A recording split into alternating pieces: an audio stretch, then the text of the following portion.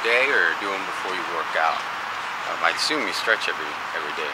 Yeah, before and after workout. Right. So maybe the assessment, and then why it's important to have the assessment, and then some stretches and why those stretches are important. I said while we added, we also do a squat assessment to see what muscles are weak, which ones are tight, what we need to stretch specifically. Okay. So I'll kind of talk about the measurements quickly. We go over why it's important. We do the squat assessment because we want to find out what muscles we really have to stretch. Okay. And then kind of just take it through, like, then you go through the warm-up, you get started, and then we're done. After we do the stretches, we're done. Cut it. Yeah. Okay. Perfect. Yeah. All right. Absolutely. Yeah. Just pretend I'm one of your regular customers, or you're talking to your friend and you're telling them that this is what you need to do. So you do the introduction first. Sure. Okay. We're gonna get started. Do an introduction. This is going to be, should we call this like session 2 or the assessment? This is the assessment part, which is huge because most people don't know where they're starting. So we want to find out where you are and then figure out where we want to be. So if we have those 2 points, we're able to get there faster.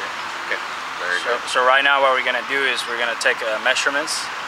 We're going to measure you and take your weight first. Then we're going to do a squat assessment to see what muscles are weak, which ones are tight, so that we stretch the tight muscles and we strengthen the weak muscles with a few exercises. Alright, so let's go ahead and take your weight.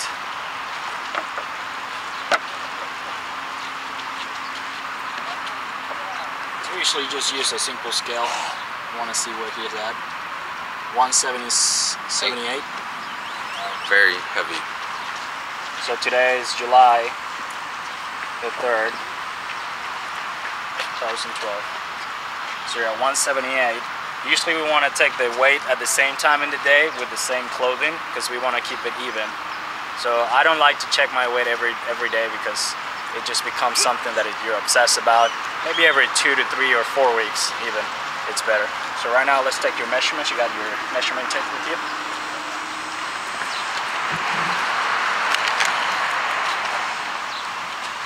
Okay, so we're going to measure the main areas. So one is going to be your neck. So that's 17. Chest, rest your arms. Bring them down and relax. Now, is this something that the people can do at home by themselves? Definitely. We just want to take the right area. Right here is on the nipple line. On the arm, we want to take it about midway. That's 14, and the forearm right about 2 inches from the elbow. 13. Let me write those down right quick before I forget. 17, 40, 14, and 13. And we check your waist. We want to go by the belly, so your belly button is right here, right? We want to go right over it. I want you to relax your stomach. So it's about 36. Wow. And then put your legs together. And this is for the hip. We want to measure where the biggest area on your hips are. And that's at 40. So 36 and 40.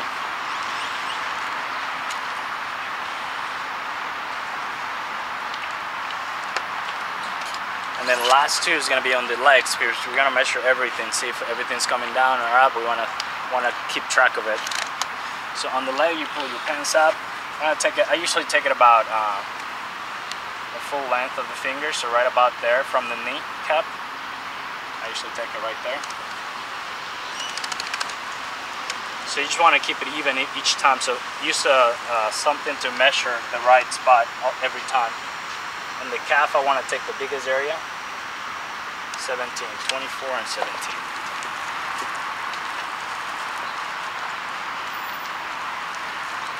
Now I'm going to have Luke do a squat assessment, and that's going to show us what muscles are weak, which ones are tight. Alright, so we know what to stretch and what to strengthen. So if you stand up right there where you, right about here, I'm going to have you stand shoulder width apart, feet pointing straight ahead. A little bit closer, so about shoulder width, a little bit closer. Arm all the way up, facing each other, your hands. gonna do about 5 squats for me. We're gonna see what's happening on your knees, if they're caving in or out. So if you notice, his knees are going out a little bit. His toes are also pointing out, so we want to make sure that we correct that.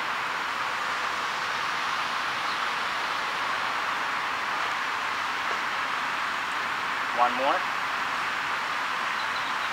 So the main things that I see happening is his knees are caving out and his toes are pointing out. So we're gonna have to stretch those calves, and we're gonna have to stretch the piriformis, which is pulling out muscle right here. So we're gonna have to stretch that so we can keep a good form while doing that. Now I'm gonna have what for people that have the opposite effect happening? What would you? So if the knees cave in, that means it's tightness on the inner thighs. So we have to stretch those inner thighs a lot so that we can relax those muscles so that your knees can keep a good form when you're doing those squats. Okay. So now I'm gonna have you face this way. So we're gonna take a side view, feet pointing straight ahead, arms all the way up, a little closer. Feet pointing straight ahead. And give me a few squats as if you were gonna sit back on a chair.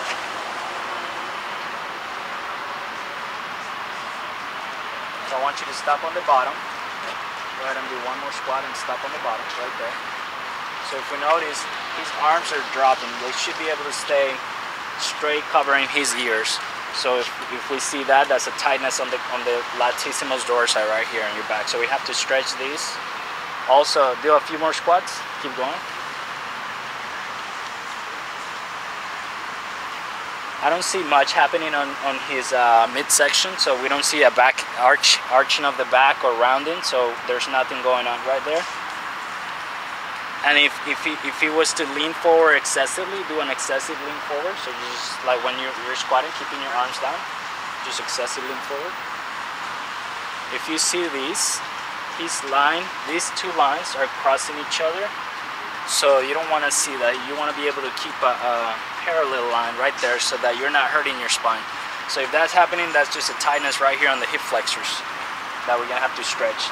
So right now for you is only a tightness here, okay?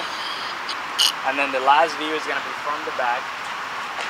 Same thing, feet pointing straight ahead, arms all the way up, feet pointing straight ahead. And we want to see what's happening with his lower part. If his feet are flattening a little bit, go down. If they go in a little bit, or if they point out a lot more. So I don't see anything major happening here. A lot of times what you see people is raise their heels when they're doing the squat, and that's just the tightness of the calves. So we want to stretch those calves a lot. Make sure we keep it flat. That way we don't hurt our knees when we're doing squats or exercises with our legs. And last thing we want to look at here is when you're squatting, that his shoulders are not raising. So he's able to keep them down a little bit, but a lot of people, their shoulders go up like that when they're squatting down. So when you squat, they go up, and that's just the tightness of this whole complex right here of neck muscles. So your trapezius, levator scalene, so a lot of these muscles right here we want to stretch, because they're usually tight, you know, because we're sitting down in an office all day. Just, you know, this gets tense, we start getting headaches. So if we want to get a good workout and get more benefits from it, we want to stretch those areas. So let's just do some stretches for those areas that you have tight. So for the calves, you just get against a wall or something. And you can just take a split stance. And then just lean forward until you feel a stretch on the calf. I want you to try to keep that heel on the ground. And then keep that knee locked straight. Alright, you can do this against the wall also, so you just be standing straight. All you want to do is lengthen these just by keeping the heel down and leaning forward as much as you can. Another stretch that we're going to do is for your piriformis. So his knees were going out, so you're going to have to stretch this muscle right here. So all you do is lay down on the ground or on a surface, flat surface. Cross your leg over the other leg, and then pull it to the side. What most people do is they go over, and that's not really pulling that muscle, so we want to keep those hips down and just pull to the side. And you should feel that stretch here. Give it a try.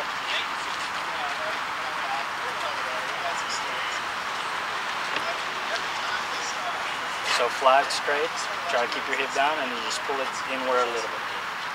Try to keep that hip down. Don't raise it too much. Just pull that leg in there until you feel that pull right here. Do you feel it?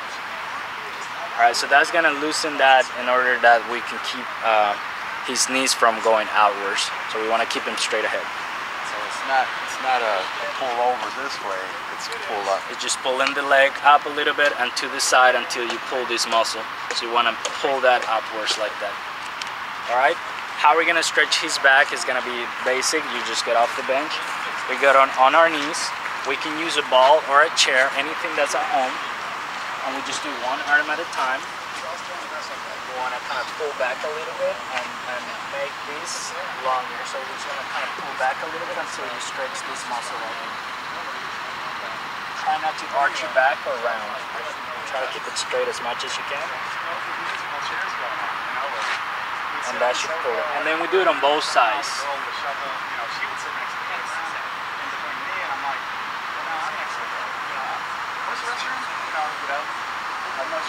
Okay. So those are the basics that he needs. As we get started with the program, we're gonna do every single, when we see every kind, we're gonna do some more stretches just to fix every single part based on what you have. So keep on it, and then we'll just continue with that. Now you're ready to work out because you're already stretched. So you're ready to go into the workout. Very good. Thank you. All right, thank you.